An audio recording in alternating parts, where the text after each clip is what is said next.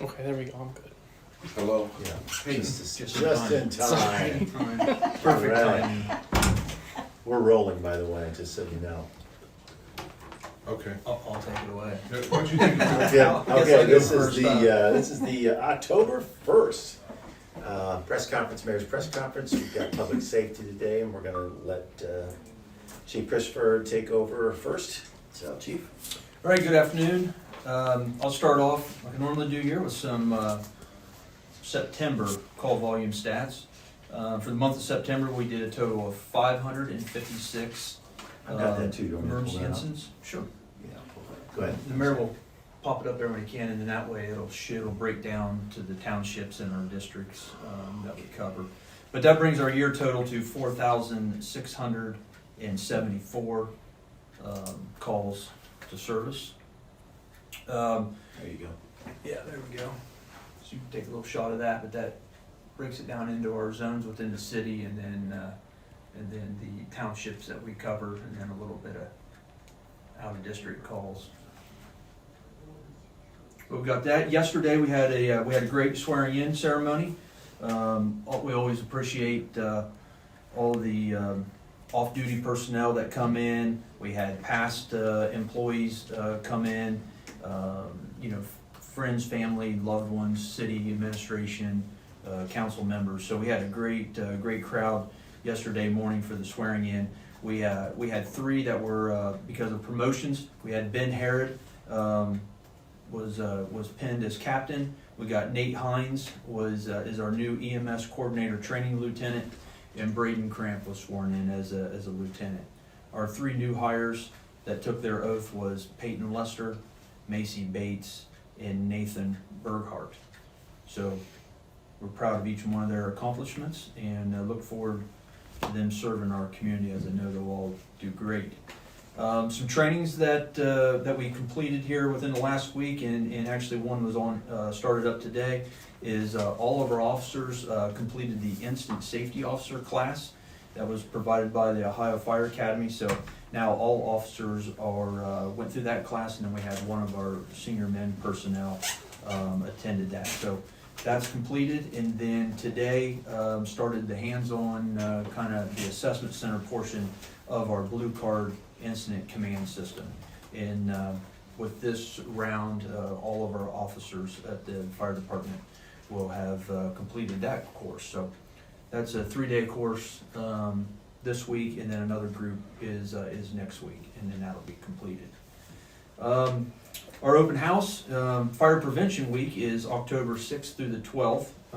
We're having our open house on October the 10th, and that is 5 to 7.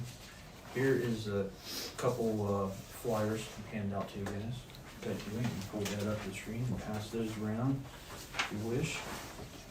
The theme for this year's Fire Prevention Week is smoke alarms, make them work for you. So once again, it shows the importance of having working smoke alarms in your residence. So with that said, we do have a time change coming up. Correct? I believe it's coming up here. So that's always a good time to change the batteries in your smoke alarms and test them, and actually test, some evacuation routes and everything in your home. It's always a good time to do that. And then also remember, you can reach out to me at the fire department, and we can, through the Red Cross, we can schedule to have smoke alarms installed in your home. For the record, daylight savings time starts Sunday, November the 2nd. Sunday, November 2nd. Sunday, November Okay. the 2nd. Oh, we're still a month out. Yeah, still a month I out. thought it was sooner than that. I did. It's gonna feel like it though. It's getting dark awful early. It's a good time for that. Yeah. So come out and you saw the flyer. Come out and visit us there. It's usually a great day. We encourage the little kiddos to come in costume, and we'll have some food there and some handouts. So it's always a good night every year. As far as ODNR with their the burn ban, that's up again October and November. So not in our municipality, but in our townships that we cover. There's no burning between the hours of 6A and 6P. 6A and 6P. And that's the ODNR burn ban. And then, as far as what we have big planned for this month, for October, is our hose testing. So all month long, all of our fire hose of all sizes. How many do you have? Can't remember how many hoses we have. Hose, oh, we got thousands of Miles. feet of hose, from 1 3/4 to 2.5 to 3 inch to 5 or whatever, 6 inch. So yeah, or 5 inch. We got all kinds of hose to test. So that'll take up a lot of our time this month. Test our Hydrants hose. are done, we're done last week, we got like, I think, about 1,200 fire hydrants in the city, Yeah. somewhere in that neighborhood. Hydrants are completed within That the was the south city. end, that was the Yep. south end we tested, South. we flushed them. so. 1,200 you tested or flushed? Well, not, That's 1,200 about total in the city, and Okay. we flushed the ones on the Yeah, south. the south end of our district, so hydrant flushing is completed. But with that said though, on October 7th, they've already we flushed the hydrants in Gambier. So this month we flushed the hydrants in the village of Gambier and around Kenyon campus. So I guess we're not out of the woods yet on hydrant flushing, we've still got some this month, but they're completed within the city. With that, that's all I got.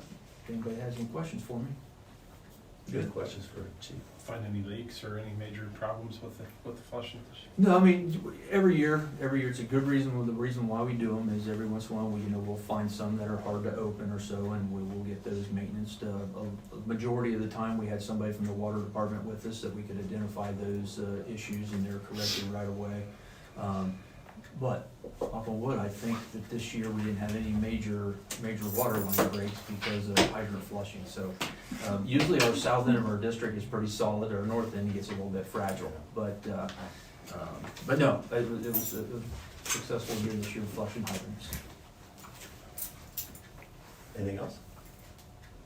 Chief Christopher, I got your spreadsheet up there, totals down at the bottom here, but if you wanted to just take it away. Yeah, we had another pretty busy month, 1,300 plus calls, for the month. We can get you the copy of this so I sent it to him. you can look at it for yourself, and we won't go through and break down all the different types of calls, but it's been a busy month. We have an update on the shooting that happened on Saturday here in town. I think you guys all got the press release on that Saturday evening.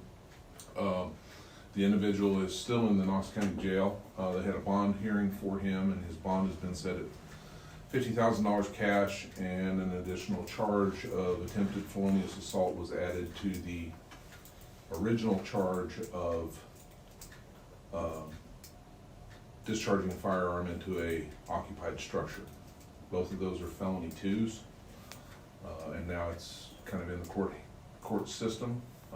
We are, per Marcy's law, I know everybody wants to know who the victim is and everything, but we are still constrained by that.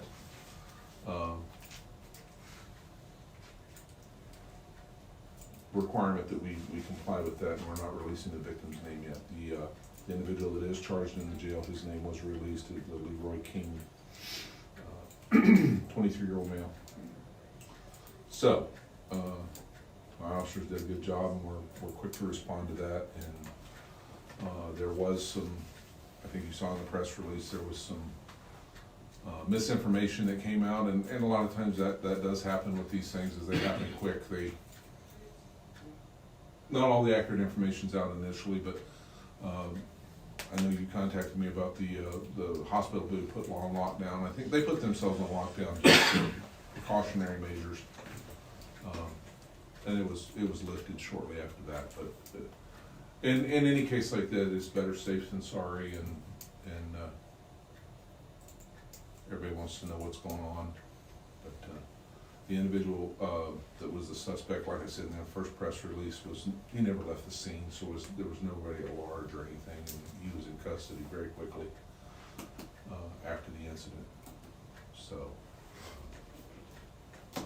my understanding is the victim is still in the hospital at this time, and that's about all I can release for that. So, in other news, we have completed our changeover and got the new radios. The new portable radios for all the officers are up and running on the Marks radio system. Marks is the multi-agency radio communication system, MARCS, multi-agency radio communication system. That's a statewide system. Our radios were at end of life and they needed to be replaced, so we budgeted for those last year. We're gonna break it up into two parts. We're gonna do the portable radios, which was the most immediate need this year, and we're gonna do the car radios, what we call the mobile radios, next year. And then we will have an updated radio system that'll take us probably into the next 10 to 15 years without need for replacement. This is a long-term replacement. There's a lot of moving parts to switching out radios and making sure the channels and the talk groups are right and the encryption and everything is right on them. So that and the supply chain, we ordered them in January and they just came in the first part of August. So supply chain issues are still, for a lot of the stuff we get, uniforms, equipment, it's slow. So we're still dealing with supply chain issues, so. But the guys like them. The new radios are gonna be a good benefit to the police department and the community. And we're gonna repurpose, I don't know if you guys saw at the city council, we're gonna repurpose the old radios to some of the other departments that are in need of some temporary backup radios. So we're gonna repurpose them for that, so they're not going to waste. Let's see, I think that's about it, except for the best thing we got to know is the mayor and the assistant chief and myself had the opportunity last night to go up to the Kalahari Convention Center, and one of my officers, Lieutenant Rex Young, received a statewide award from the Attorney General's office for excellence in training, for the training program that we have put in place here in Mount Vernon. It was developed by Lieutenant Young. It's constantly being improved upon by him. We invite agencies from all over Central Ohio to come and participate. We've had a lot of different players. We have had a tremendous amount of good feedback on the quality of training and the relevance of the training. One of the things I noticed Rex also does is, a great job. yeah, one of the things I also noted that was particularly relevant to you all is that one of the things they mentioned in particular is members of the community and the media are invited to attend these things to help educate the public on what goes in, and that was one of the things I think that stood out for me. Yeah. is that Yeah, you we all- have some of our elected officials come out and see what we're doing. We have members of the community come out and see what we're doing. I think Cheryl, you went out and did it last year, didn't you? Yes, sir. We're gonna start that training evolution again for this year is in October. You gotta go. So we will, Let me know when. okay, yeah, you guys are more than welcome to come out and watch and participate. He's incorporated some volunteers from the Mount Vernon Nazarene University to act as players in the simulations and the role playing that are in their criminal justice program, so that gets them some insight into what we do and how we do it, and it's just a good overall training thing. And the assistant chief earlier this year said, I think we ought to nominate him for an award, and we did, and he was chosen by the state board for excellence in training, and that culminated last night in a nice banquet with the Attorney General. And I have in an email I will send all you guys. I'll probably send it to Todd and let him just send it all to you. It has all the links. There's a video link to the interview they did with him, Oh, good. because they sat down with him and did a video interview.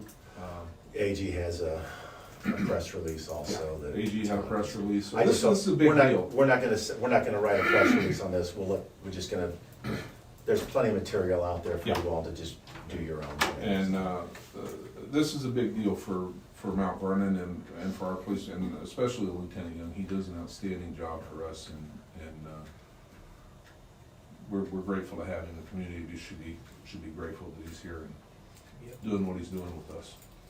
And we're gonna keep growing the program. We're gonna keep growing the program. So unless you have any questions, that's about all I have. Well, I sent you. I don't know if you want a copy of the stats too or not, but I sent them to them. So let me know if you do. It's hard to post those on a video, isn't it? Yeah. Yeah, I know, but if you want it for any reporting purposes, just say the word and we'll get it over to you. Okay. So, Thank you. anyway, Any questions? any questions for the chief? I have a couple things, and then I'll let Tanner talk too, but just to let you all know where we are financially, I just got a report this morning from our income tax, and the bottom line is that we are collectively, year-to-date, we are 15.1 million. It's $15,105,188.36, which is 319,000 plus over last year's collections at this particular point in time.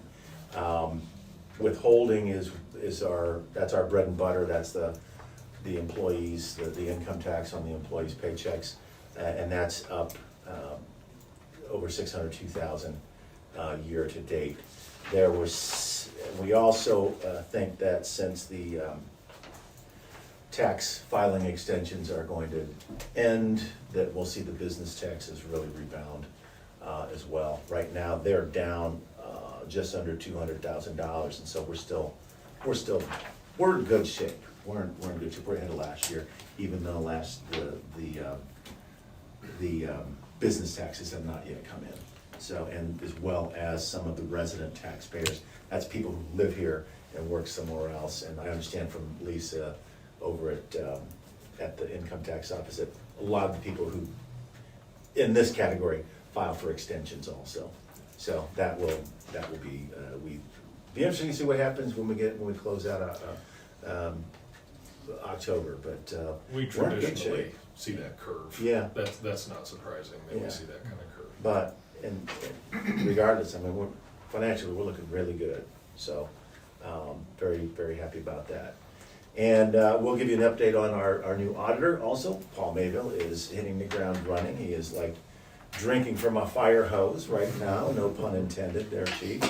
But we are getting him surrounded by lots of different people who will serve as advisors and support. He's going to be onboarded for probably, realistically, it will be 6 months with everything that has to be done. We've got him registered for the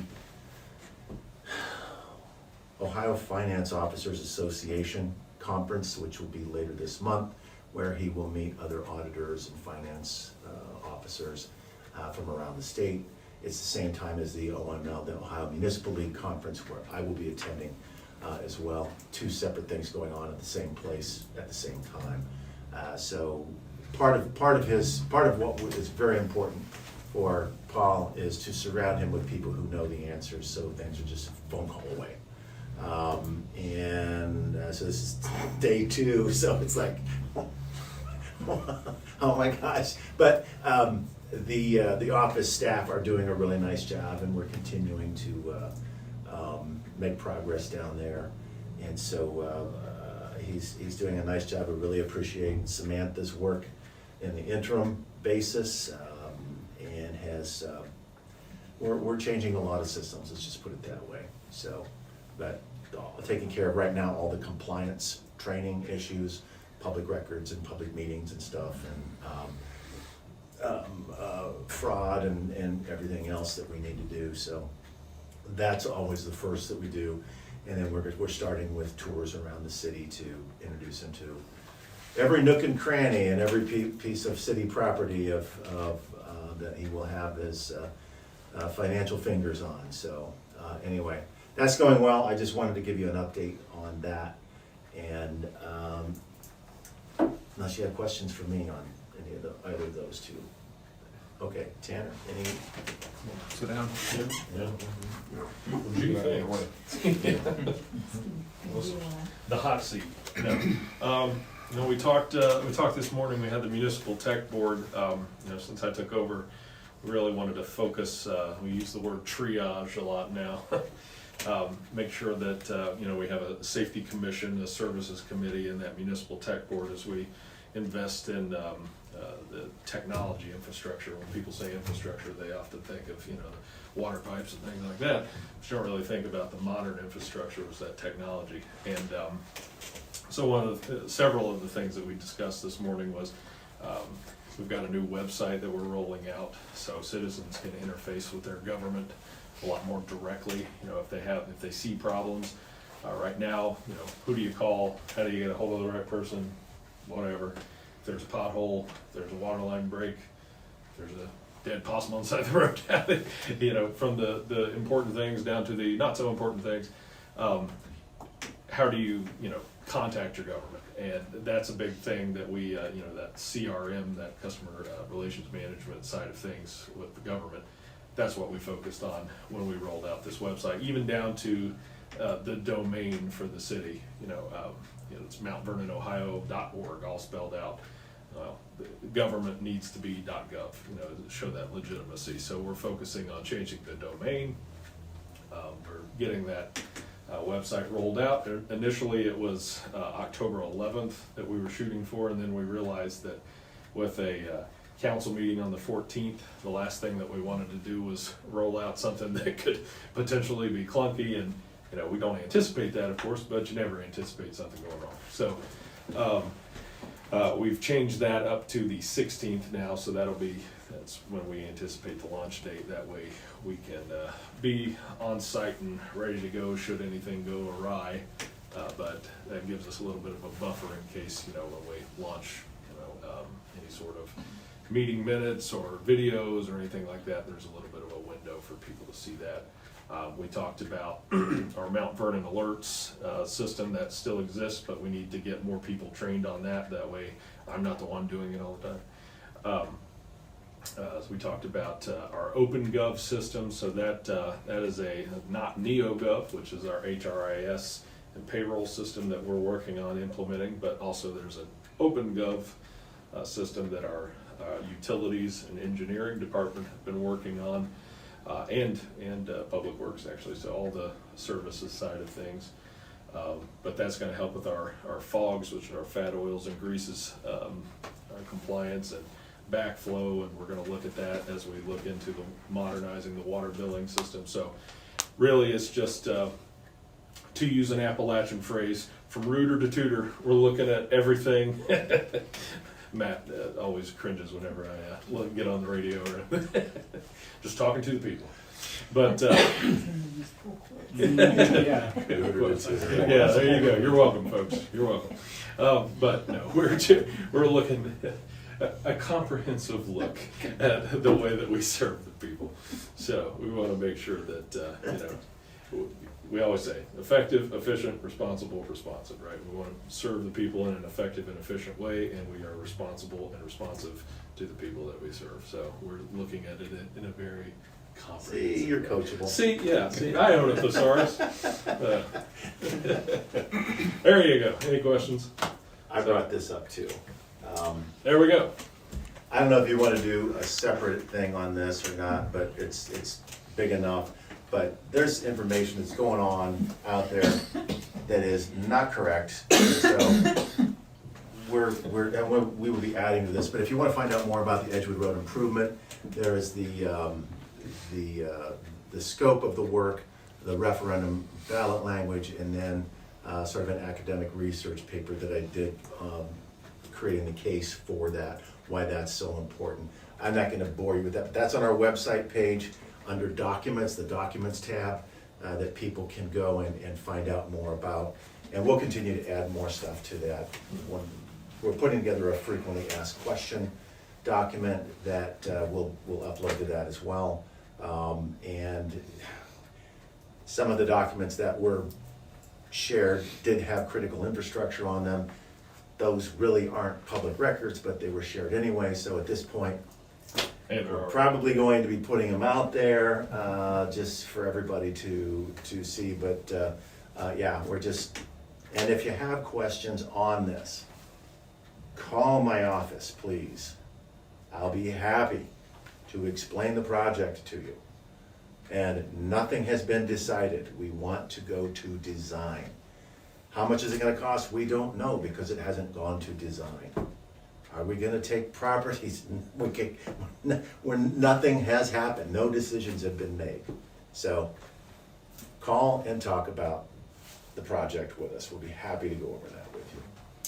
It's important that the public know there's, to simplify this as much as you can, because it is a complex. It's a very complex project. But, to simplify it as much as you can, there's a process that is design, bid, and build. And we are still very much in the design phase. And what council has allowed us to do is go out and design this road.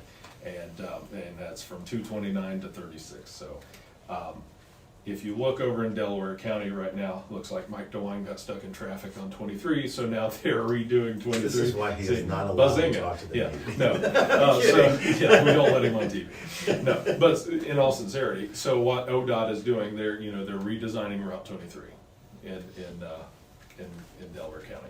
So what they're doing is they're having a series of public meetings, ODOT led, to talk to, any community partners, any of the stakeholders, any of the property owners, and they're going to design that road. That is the same model on a much smaller scale, obviously, that they would use here. So when we say we have no idea what the design is, because we have not had a final design. There is no final design. Are there preliminary planning documents? Absolutely. That's what we had to give to ODOT to have them, be attracted to the idea of actually funding this project. And yes, they want to connect these state routes. That's as an attractive idea to them. Which dates back to 1946. And to say that this was just, whipped up in a private conversation, we've been talking about this for decades. My grandfather was born and died in the time that we have had this conversation. This is not new, all right? So, we've had multiple public meetings, we've had 3 readings through council, and this is just the design period. And once we get that final design, if the people vote yes and allow the city to come in and improve Edgewood Road, once we get that final design, we take it back to council for 3 readings, public hearings, and council will then have to vote for us to go to bid. So if somebody comes to you and says, they've got this grand secret design to knock down 17 houses and put 12-foot sidewalks in your front, in your living room, they're not telling you the truth.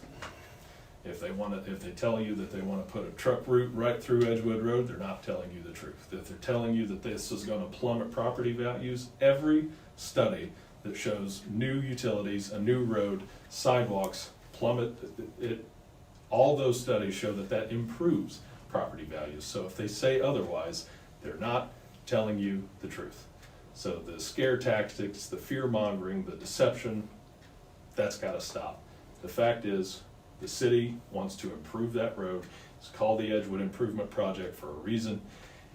We want to let people know that this city will grow. There's more population coming. There's more cars on the road. It's got 5,000 people coming through Edgewood Road every day.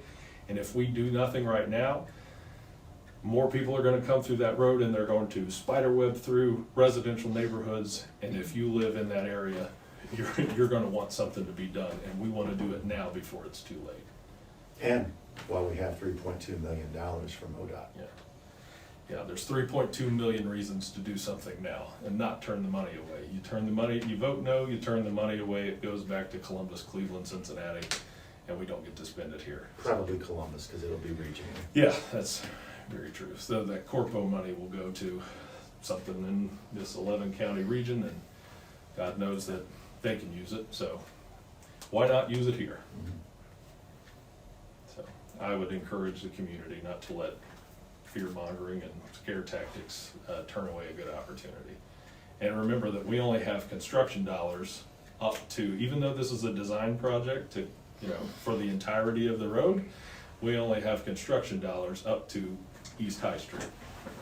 So phase 1, and you can look at that on the website here, phase 1 goes up to, and it'll detail all of this, but this will only go up to East High Street. So you can see here at Gambier Road, 229, it will only go up to East High Street. That's phase 1.